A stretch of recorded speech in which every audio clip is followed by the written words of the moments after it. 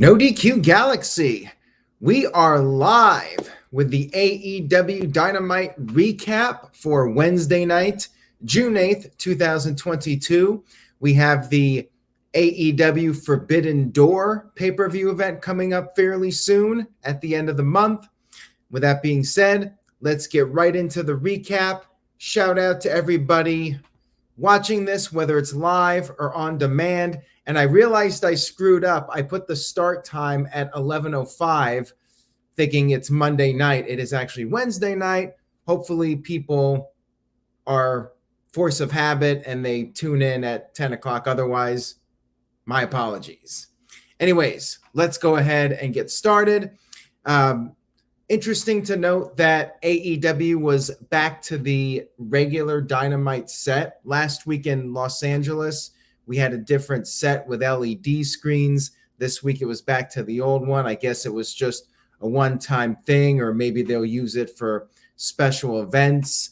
I feel like they're going to use that set for Dynamite in Detroit because they have seats available above the set. We'll see what they do, but I wish they would use that set they used in Los Angeles on a weekly basis. I liked the new set. Anyways, we kicked off Dynamite with a casino battle royale with the winner of this match going on to face Jon Moxley in the main event, and the winner of that match going on to the Forbidden Door pay-per-view to challenge for the interim AEW World Championship. We had our first five out there: Darby Allin, Tony Nese, Daniel Garcia, Lance Archer, and Eddie Kingston. Kingston went after the JAS member, Garcia. They were slapping each other back and forth. Darby used his skateboard on Archer. Then we had some more people coming in. Of this group, Keith Lee got the biggest reaction. Shout out to Tom McCarthy, who sent in $2. Thank you for that. He is at AEW Rampage right now. Tom, I'd be happy to get some thoughts from you. Email me, nodqmisc@gmail.com with your thoughts on Rampage. That would be much appreciated. And anybody that attends a Dynamite show, Rampage, you can always email me with your thoughts, any information that might be interesting or just spoilers, whatever you want to send. Feel free to email me, nodqmisc@gmail.com. And Stomach Bug pointed this out, and I was going to mention this, that they botched the countdown early on. So Keith Lee and Swerve Strickland were working together, and then Tony Nese was the first person eliminated. You had Keith Lee and Lance Archer going at it, and that's when we had the countdown going off, but I guess they wanted to focus on those guys fighting, so the countdown went away, and eventually Keith Lee eliminated Lance Archer. Then we had the next group of people come out, several people from the Acclaimed. I guess they're a faction now with the Ass Boys, so you had the Gunn Brothers and Max Caster coming out. Caster did his full rap when he was walking to the ring. And you had Kyle O'Reilly and Bobby Fish coming out there. Darby Allin hit them with a coffin drop. Wheeler Yuta appeared. He made his first appearance on Dynamite in several weeks. He's been part of that Best of the Super Juniors tournament. You had Andrade coming out as the Joker. He was the final entrant. So I think some people might have been a little disappointed that it wasn't a debuting superstar, and that's what happens when you condition fans to expect a surprise every other week on Dynamite. Keith Lee got eliminated after eliminating the Ass Boys. He was eliminated by Swerve. Swerve swerved him. It's every man for himself, but Swerve got booed for eliminating Keith Lee. I think that's what WWE was hoping for back in the day when Sid eliminated Hogan. Like, even though it is every man for himself, like, the good guys should not throw out the good guy behind his back. Like it's an honor thing, I guess. But yeah, that backfired on WWE back in the day, and it worked here. The crowd booed Swerve for tossing out Keith Lee, even though it's every man for himself. And Andrade ended up eliminating Swerve and got a big pop for it. So there you go. And we were down to the final four: Andrade, O'Reilly, Rey Fenix, and Wheeler Yuta. O'Reilly teamed up with Andrade for a bit, but then things backfired for them. Andrade got eliminated, and Phoenix had been eliminated before that. We were down to O'Reilly and Yuta, and they were on the apron. They were trading blows back and forth. O'Reilly then hit the dragon screw into the ropes and then eliminated Wheeler Yuta to advance to the main event. My biggest issue with this match, it was entertaining, but my problem is that there was nobody in this match that I thought would beat Jon Moxley. So to me, it felt very anticlimactic. Kyle O'Reilly's not beating Jon Moxley. And quite frankly, there was very few people in this battle royal that I could say legitimately would have a shot against Jon Moxley. Like there's nobody I could really suspend disbelief and think, yeah, that person could end up beating Moxley. And there were a lot of key stars that were not in this match for a title that is supposedly very important. This is the interim world title. Like, you had no Wardlow, and Wardlow did explain that later. We'll get to that in a few minutes. No Jericho, even though he was the first AEW world champion. No Adam Page, he's the former champion. Why is he not in it? No Malachi Black. Bryan Danielson is injured, so he wasn't in it. But I felt like there was a lack of top-tier guys in this match for an opportunity at the interim world title. No Adam Cole. So yeah, felt a little underwhelming in my opinion, even though it was entertaining. So then backstage, Jon Moxley cut a promo and basically said O'Reilly is in there with the wrong guy, wrong place, wrong time, and Forbidden Door belongs to him. John, not doubting you whatsoever on that one. And then AEW announced a new championship. Not the trios titles. I thought we were getting trios titles when this announcement started, but it's actually another, I guess, mid-card title. You already have the TNT title, so you have another mid-card title. It is the All-Atlantic title. So basically, it's an intercontinental title, international title, whatever you want to call it. The idea is that people from different countries are going to be competing in a tournament, which is cool and all, but we just had a tournament. We had two tournaments, two Owen Hart tournaments. I'm a little tournament out, quite frankly. You got two New Japan people that are going to be in it. They're going to crown the first champion at the pay-per-view. Title looks good.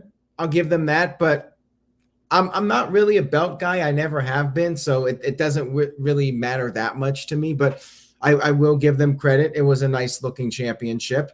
And Stomach Bug, I agree with you on this comment. Like, I don't even care about the TNT title much these days, and you're introducing another title. Like, if you're going to bring in anything, I think they should have just introduced the trios titles and leave it at that, and don't have any more titles beyond that. Like, you got to make me care about the titles you already have. And, with the women's titles, not really caring much about those these days. So, you got to focus on making people care about the titles you already have. And then you have the FTW title, which technically isn't a title. You got Adam Cole out there with the Owen Hart title, which is technically not a title.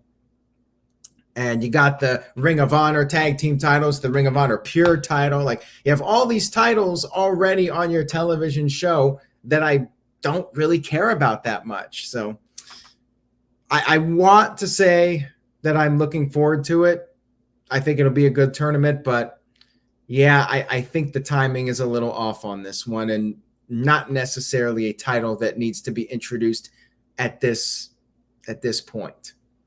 So we'll move on here. We'll see how it goes. We had Buddy Matthews,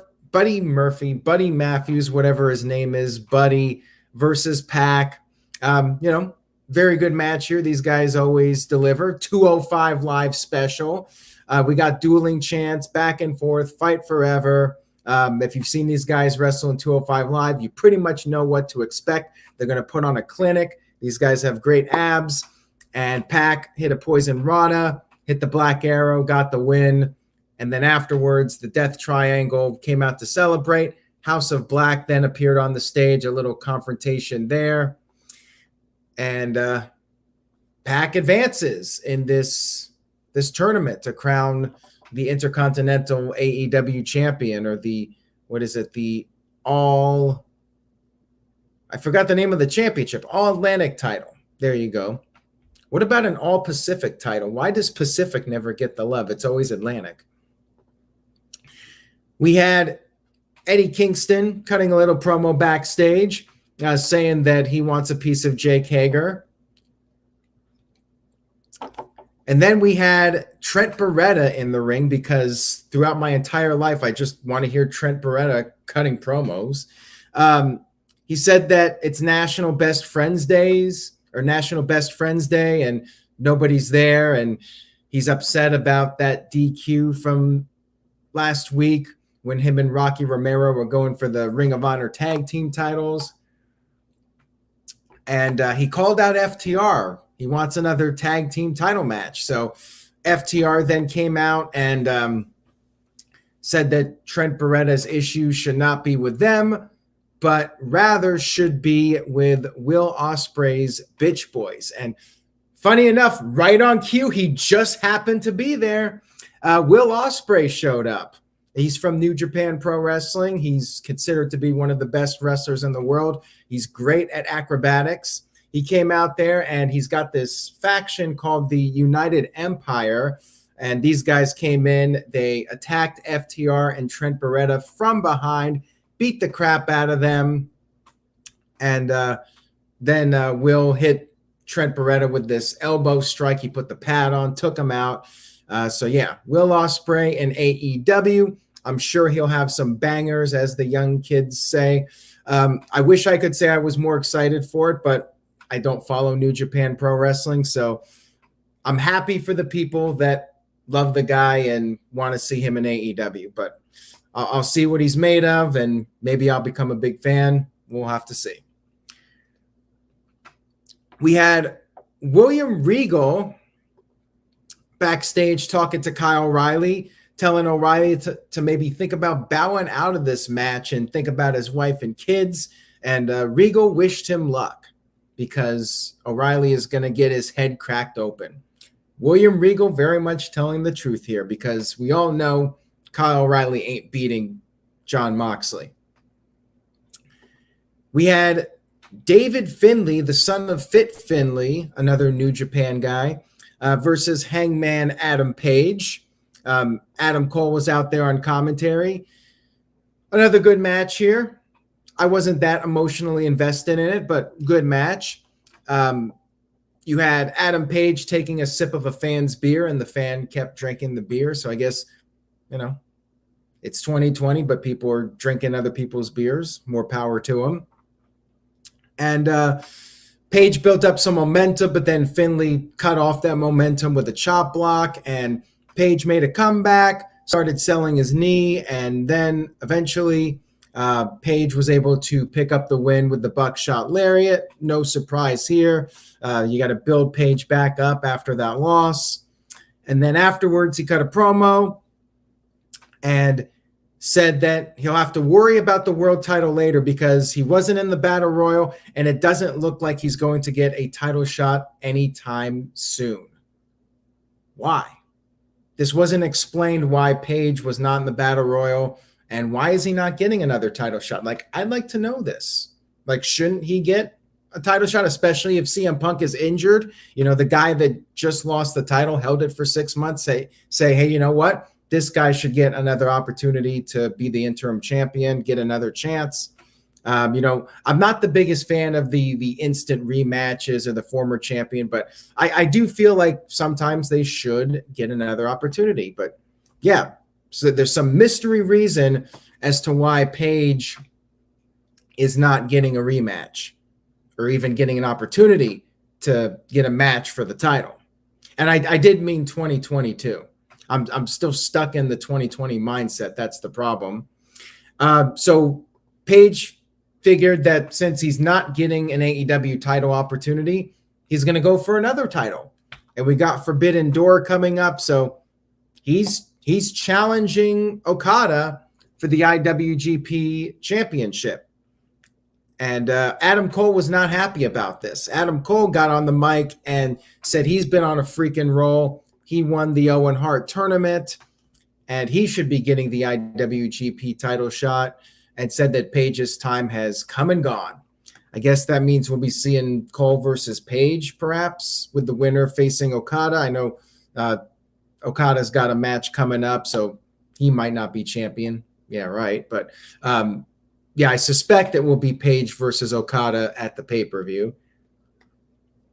Maybe not, though. Maybe Cole picks up the win. We had footage shown from earlier in the day. Thunder Rosa was cutting a backstage promo. She had issued an open challenge. Marina Shafir accepted this challenge, and that match was set up for Dynamite. You guys can take a wild guess as to what time this match took place, but we'll get to that in a few minutes. Tony Schiavone interviewed Wardlow. I think Wardlow has new music. I'm not sure. It was pretty generic, so I couldn't really tell if it was new music from last week. Wardlow said he opted to not be in the Battle Royal. His reasoning is he does not want to be champion unless he is beating CM Punk for the championship. I thought the whole idea of the interim title was to see who's going to face CM Punk for the world title. Like, what? This was weird to me. Not a fan. And he said that there's another title he wants, the TNT title. I guess he feels that it has been diminished in recent months. And Scorpio Sky and Dan Lambert were out there. Dan Lambert said Scorpio Sky is hurt. And Wardlow was like, that's cool. He'll wait. He'll wait for his opportunity for the TNT championship. So, yeah. Wardlow would rather go for the TNT title than win the interim AEW world title and have a guaranteed match with CM Punk. This did not make any sense to me whatsoever. Wasn't a fan of this. Yeah. Like, what's going on with the titles right now? Like, you're doing this interim tournament and one of your top guys doesn't want to be in the Battle Royal for it. And he's facing Smart Mark Sterling's security guards next week in a 20-on-1 handicap match. So I guess that'll be a nice little segment for him to beat up a bunch of people.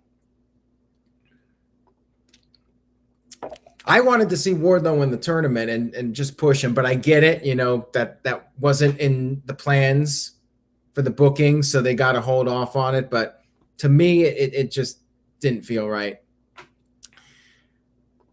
We had the Young Bucks backstage cutting a promo, talking about how they want their tag team titles back.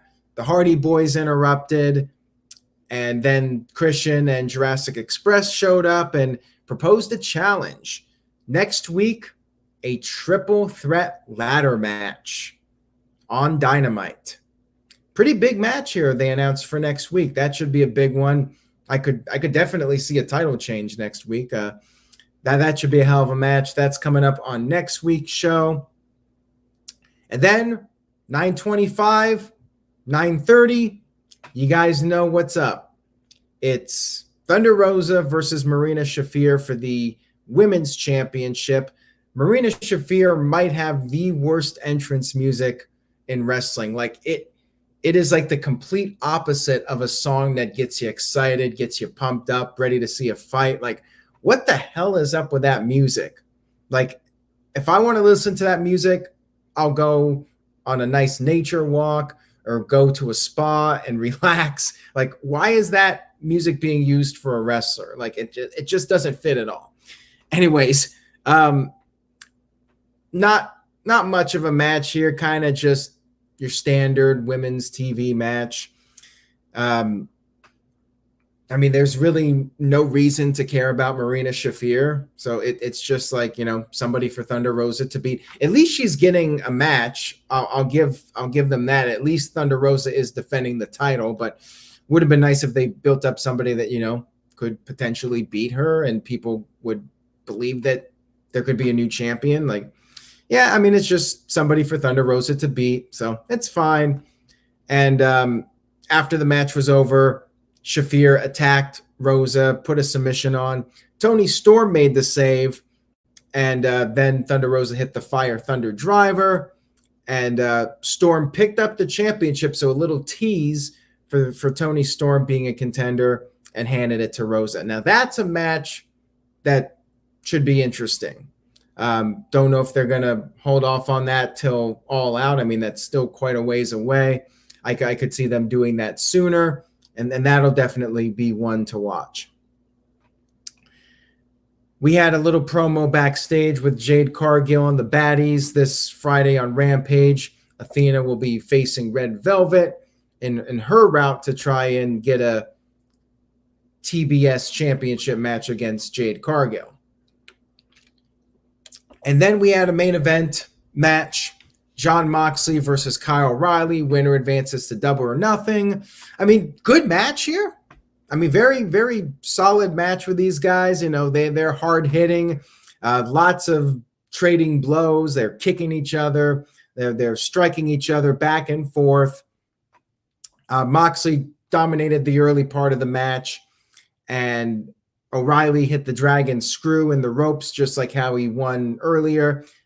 Then he came off the top with a diving knee, and it went back and forth some more. O'Reilly got a submission on, but Moxley escaped, and then they hit each other with double clotheslines. Moxley eventually got the Bulldog choke on, hit some knee strikes, and then hit the Regal knee. William Regal was on commentary, by the way, and then Moxley hit the Paradigm Shift, got the win. Match was really good, but again, I had trouble getting emotionally invested in it just because I did not believe for 1 second. I could not suspend disbelief and think, you know what, maybe Kyle O'Reilly's going to win this. Like, he ain't winning. So to me, it kind of just felt like time filler, predictable.